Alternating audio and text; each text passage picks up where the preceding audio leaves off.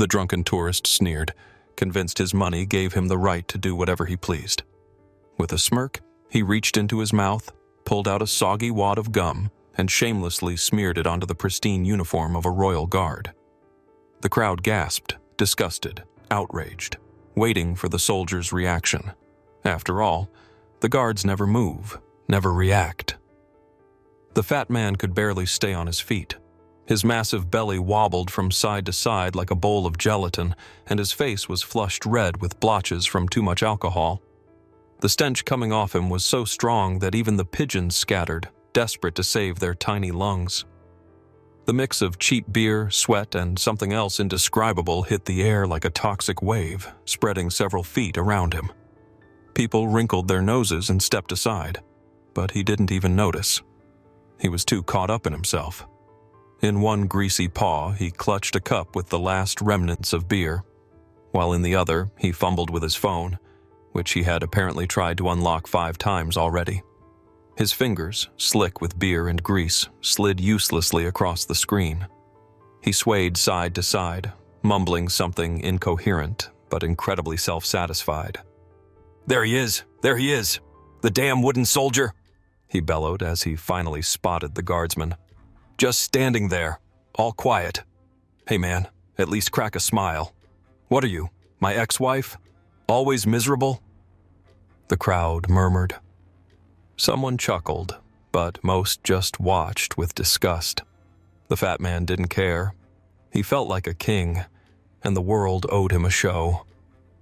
"Come on, show some emotions, wooden boy," he went on, stepping closer.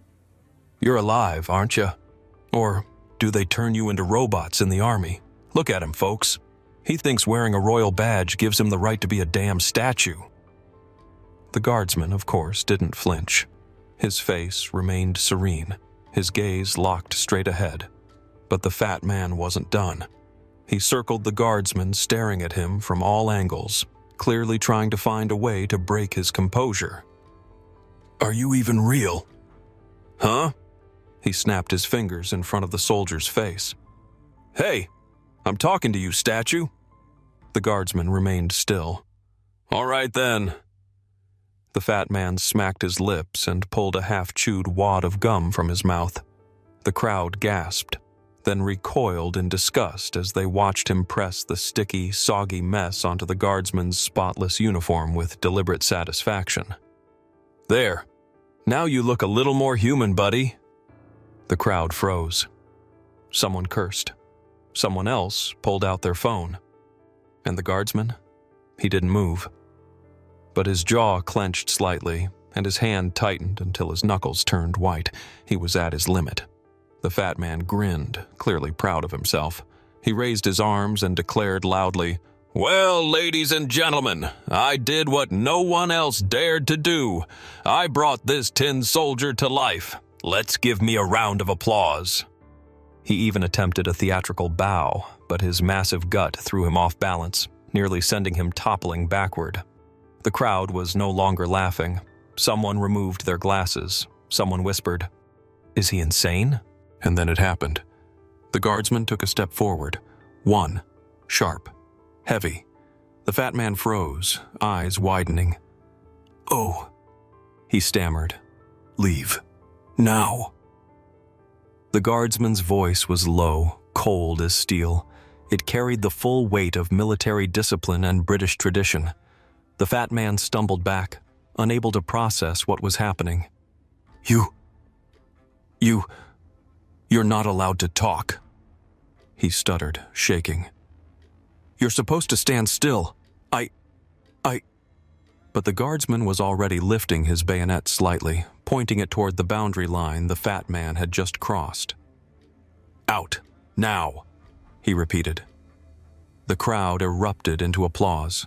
The fat man kept backing away, still trying to save face. "Oh, come on! It's just gum! What, you're not even human?" he blurted out. But the crowd was no longer on his side. Someone shouted, "Get out of the palace! Shame! Arrest him!" And then, pushing through the crowd, came 2 police officers. One was already holding a radio, clearly having received a report. The other took one look at the gum smeared across the guardsman's uniform and the mortified face of the fat man. "So, what do we have here?" he asked coolly. The fat man swallowed hard. He knew he was in deep trouble, but he made one last desperate attempt. That metal dummy scared me. That's assault. I have rights. I'm a tourist." The officers exchanged glances. One pulled out a pair of handcuffs. "You have the right to remain silent," he said with a slight smirk. "But we highly doubt you'll use it." The crowd burst into cheers again as the fat tourist, who just moments ago thought he was the king of the world, was flipped over and cuffed, his face pressed against the pavement. "Officers! Guys! It was just gum!" he howled. "Yeah, and now it's taking you to the police station," the officer replied smoothly. "And the guardsman?" He silently returned to his post, adjusted his hat, and froze once more, as if nothing had happened. Business as usual. That day, the fat man learned one thing. Some traditions are best left alone, especially if you've got greasy hands and gum in your mouth.